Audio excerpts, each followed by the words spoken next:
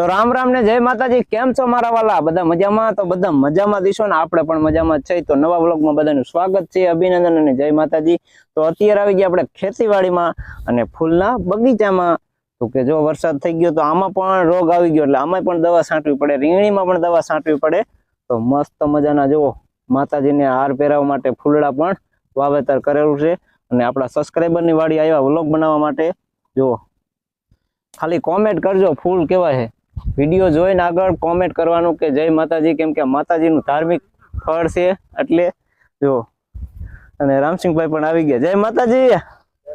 ખેડૂને નવરાય નહીં, અત્યારે તો કામ વધી ગયું છે। ખરાડ દીદીને કપા વીણવાનું ચાલુ હોય, ફૂલ ઉતારવાનું, ટમેટા ઉતારવાનું, રીંગણા ઉતારવાનું, દૂધી ઉતારવાનું, બધું કામ ચાલુ હોય, પણ આપણે વિડીયો ઉતારવાનું ચાલુ જ હોય।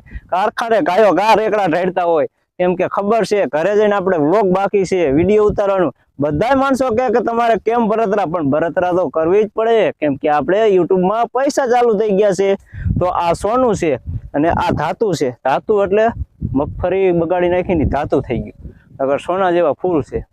એટલે ખેતીવાડીમાં આવી ગયા છે વ્લોગ બનાવવા જોરદાર।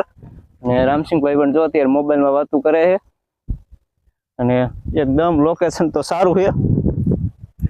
અને રીંગણીમાં પણ જો રોગ આવી ગયો, એમાં પણ દવા છાંટી દીધી આપણે। ચાલો અત્યારે વાગી ગયા 4:21 થઈ જાય, ઘણો સમય થઈ ગયો, બપોરના આપણે આવ્યા હતા, પણ હવે અત્યારે ઘરે જતા જતા કીધું ફૂલવાડીનો બગીચો હજી એક બાકી રહી ગયો છે। તો ઓણા જે ફૂલ વાયા છે અને રીંગણા ઉતારવા આવ્યા હતા, તમને ખબર જ છે, વિડીયો આપણે જોયું છે ચોમાસામાં। જો આપણે માતાજીને ફૂલ ચડાવવા માટે, માતાજીના હાર માટે એ પણ ઉપયોગ આવે, હાર બનાવીને અને ફૂલ હાર બનાવવા માટે જો મસ્ત મજાના ફૂલડા છે અને દવા છાંટવાનું કામ હાલે। દેવજીભાઈ છાંટે દવા, જો મસ્ત મજાના ગોટા છે। જય માતાજી રવજીભાઈ। પણ તો ચોમાસું જાતું જ નથી। બકાલામાં રોગ જાતો નથી, બકાલામાં નરવાઈ નથી આવતી, એવું અને ફાલ નથી વધરતા, શું કરવાનું? હા, શું કરવાનું? રીંગણીમાં ને એમાં બધામાં રોગ આવતો હોય, રોગ આવી ગયો છે, ફાલ આવે છે પણ ખરી જાય, રીંગણું થતું નથી। વખતતું નથી, ફાલ વરસાદ પડે છે ને એટલે ફાલ ખરી જાય છે। હા, આવી પરિસ્થિતિ છે, આવી પરિસ્થિતિ છે। હા, જો ફૂલડામાં પણ દવા છાંટવી પડે। હા, દવા તો છંટકાવ આપવો જ પડે। હા હા,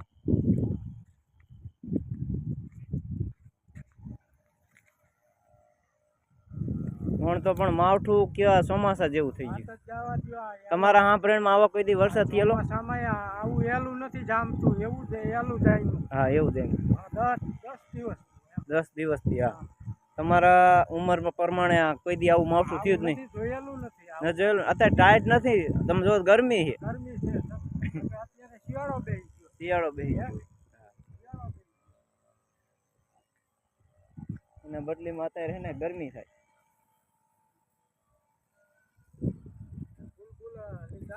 લઈ લો 2-3 માતાજી। હા, જો આ ટમેટું નનકું પીઓ છે, જો આ મસ્ત ના ગોટા। શું કરું, પણ હવે રીંગણી જો પાણી લાગી ગયું એવું છે, એમને ખેડાવી પછી ખેડી નાખ। એમાં શું વાવેતર કરવું? જીરું। આ વણ તો ટાઢા પડા પડી ગયા, મેં ઘઉં ને જીરું પડશે। અહીંયા ભીંડો વાવેલો થોડો, આજ કાંઈક ખરાડ જેવું છે, આમ તમે જુઓ, નકર તો આમ તમે જુઓ ને એક રેડું તો આવી જ જાય।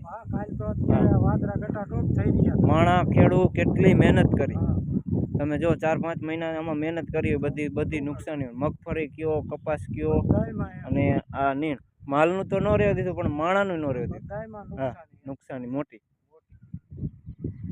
હાલો ફૂલ આ માતાજીને ચડાવવા માટે લઈ જાઓ। હા, આ ફૂલ કેદી હોય રવજીભાઈ?